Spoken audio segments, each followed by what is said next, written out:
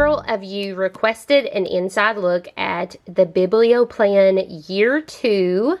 This is medieval history.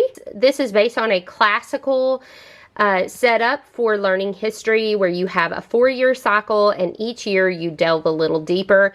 Now, I did share an unboxing video of me just telling some about this curriculum, so if you want to watch that as well, I will link it down in the description below if you're interested in that as well. Now, what I'm going to show you today is a curriculum that it works as a family style curriculum. So there are some different components you can pull in for the corresponding ages of your children from kindergarten all the way up through high school. I have been really impressed by this so far, and I'm excited just to share a little deeper look at this curriculum. I will also down in the description be sharing a special coupon code for any of you who may be interested in bringing this home to be part of your family's curriculum as well. Like I said, I've been pretty impressed with it so far, so let's dive right in and let's see all the components that I have here. Now, as you can see, I of course have the family guide. This is probably one of the most important components because it is telling you everything that you're going to be doing. It has everything laid out for you in here. I will show you in just a second how beautifully it has it laid out. But the other components that I have are Remember the Days, which works like a textbook. So this is for history for junior readers. There is one for high school specifically. So this will work for all of my kids who range from elementary to middle school. So like I said, this is kind of like a textbook. I'll just show you just a few pages here inside. I don't want to show too much because I don't want to infringe on anything having to do with copyright. But this is just a great reference guide in itself. So this has been an excellent resource created about all the things in medieval history that are going to be studied during this year of history. So the next piece of this curriculum we have is the Cool History for Littles and Cool History for Middles. Now this acts as just a great tool to use for little activities and things. It also has some discussion questions, some globe fun, and some hands-on activities that you can do. This is a great little resource here. And then the one for middles, so it is mostly just like worksheets that they would complete. It also still has some bonus activities as well as talks about some of the giants of faith because because of the time period, it has to do a lot with the rise of Christianity. And so it's going to go into all of the church history, which I'm really excited about getting into. The other component I have to go with it is their timeline, which I love this timeline. I just think it's a great visual for kids to have when they're studying history, and the pictures are beautiful that are included in this. Like, they're very clear and they're in color.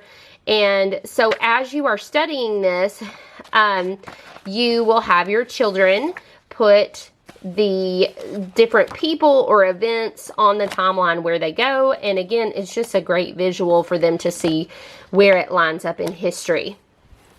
The next component we will be using with this is the hands-on maps. You don't have to use the timeline. You don't have to use the maps. These are things that you can purchase to go along with it. You don't even have to use this book right here. These are all just available components, and I don't even have all of them. There is actually a craft book that you can get that goes along with this level as well. So these are just some different geography and mapping activities that you can have your children do. Now, this in the timeline, I am planning to do as a whole family effort. I probably won't do it individually. We will look at these things together as we are going over them and kind of go through it together. But it has some different directions here on things that you will have them do, some labeling, some coloring, all of those things. And it's just a really great visual for them to have in regards to geography. And then I also have the coloring book, which I think will be great for when we are reading through some of this information. And some of my younger kids, especially, to keep their hands busy, they are really great listeners when they have something like this to do. The pictures are really great. Like the coloring book pictures are really great in this. So I'm excited about using that as well. Now, if you are new to my channel, you may not know that one of my favorite history curriculums has been to use Story of the World. And I still really like Story of the World. However, now that I have kids moving into that older age range, it's important that I have a history that has a little bit more depth to it, because typically Story of the World is just for elementary ages. Now, I want to show you something really neat about this. So the way that BiblioPlan works is the first step in using this program is you actually choose your spine, okay? So what that means is, what is the main component you are going to use in this curriculum? So there are some optional spines here, okay? There is, it even lists Story of the World as one of the ones. There's also Mystery of History as one of the resources that is linked in this as well. So whatever spine you choose to add along with the textbook here, it actually gives you prompts in the family guide, which I will show you in just a little bit. So let's dive into what the family guide looks like, because this is really an important piece of this curriculum. In the beginning, it shows everything that's going to be studied in this curriculum.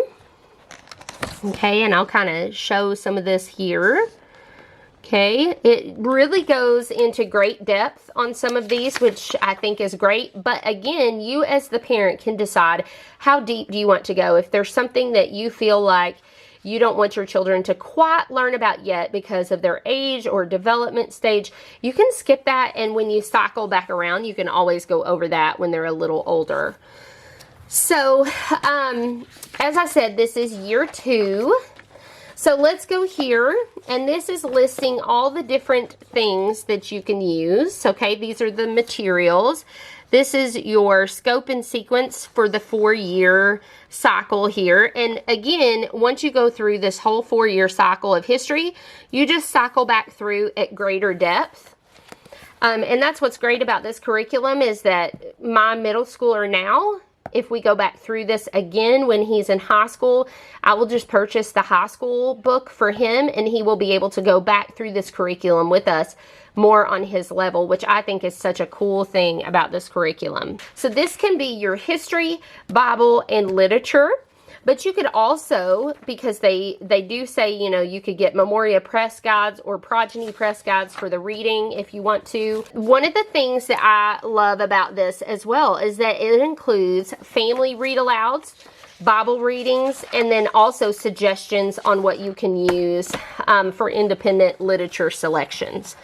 Okay, so this is, if this is important to you, this is some information on using this curriculum for high school. It tells you what this curriculum qualifies for in regards to credits. So that's really important too. And it also tells about the other years of history and what credits they count as well, which, believe it or not, I'll get there sooner rather than later, since I'll have a 7th grader next year.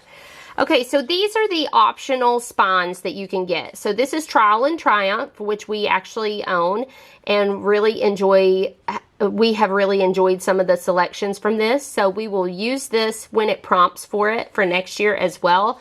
It also has the Usborne Encyclopedia of World History, as well as it has Story of the World, the Story of Civilization, Monks and Mystics, Courage and Conviction, Mystery of History.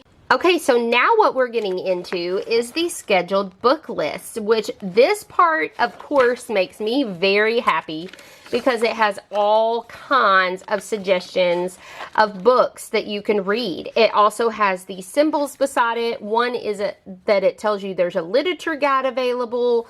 One tells you there are audiobooks available for that selection, and the thumbs up means that's a BiblioPlan quick pick, which gives you kind of the peace of mind that there shouldn't be an issue with that pick for that specified grade level. The other thing that I think is really cool about this curriculum is it also will give you, it will tell you about some free downloads, and it also tells you about some great video selections you can get to go along with it as well. So it has it by age group, so 5 through 8 readers, 8 through 12 readers, family read alouds, so on and so forth. So let's get into what an example of the layout looks like for the plan for the week. So let's go over this some.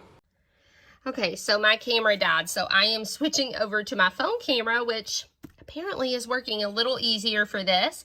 So just for a look here, so this is week 1, and in my last video I shared with you guys, if you want more of an experience with this curriculum and to see if it's right for your family, you can actually download the first 3 weeks of whichever year of history you're interested in.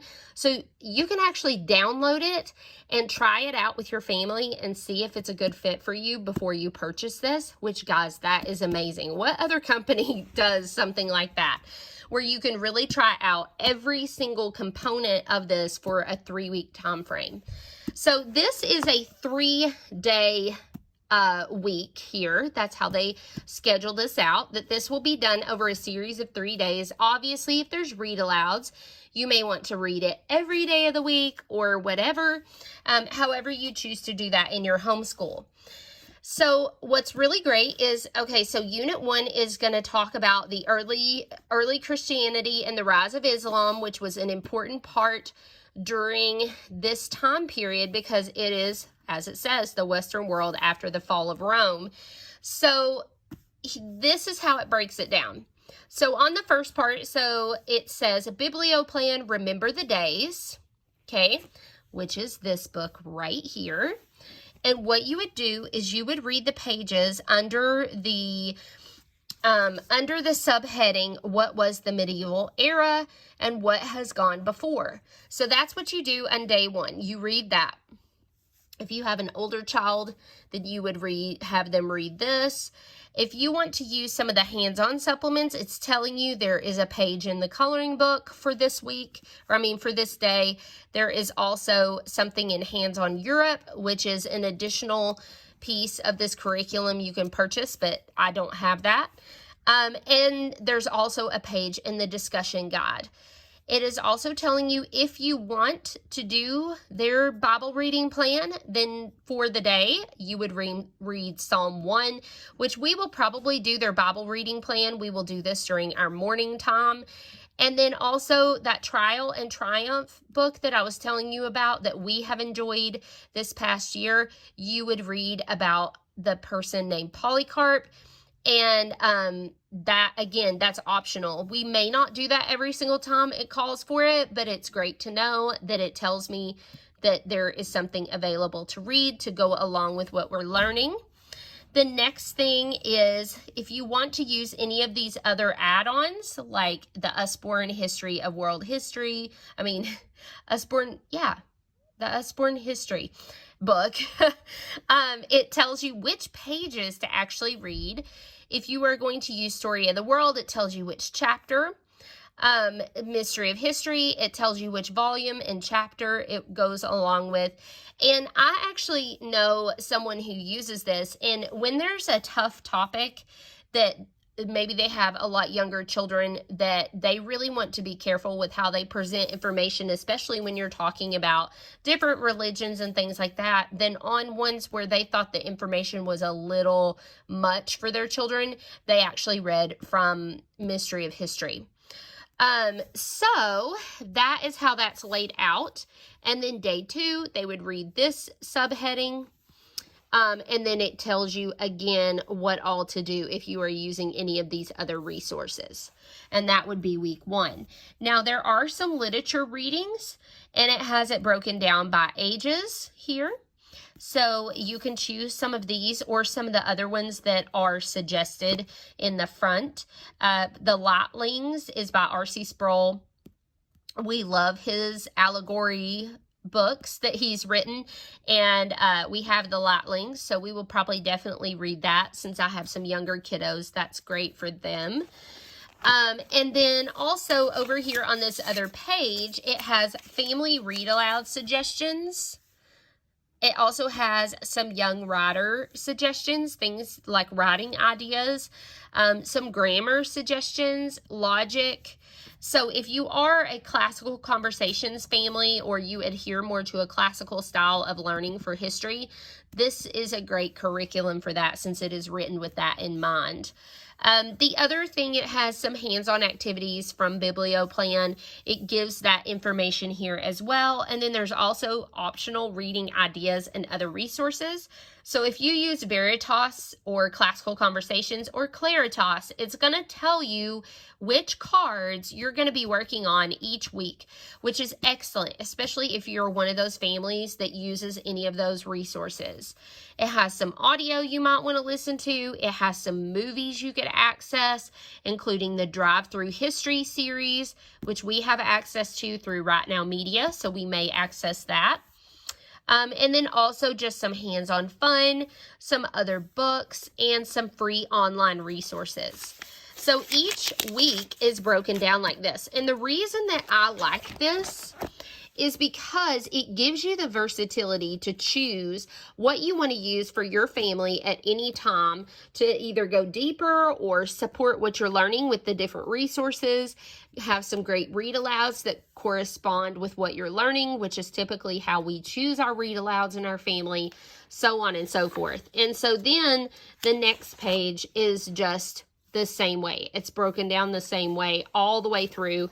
And again, it has, once you get to a new unit, then it will give a breakdown of some different like memory work options.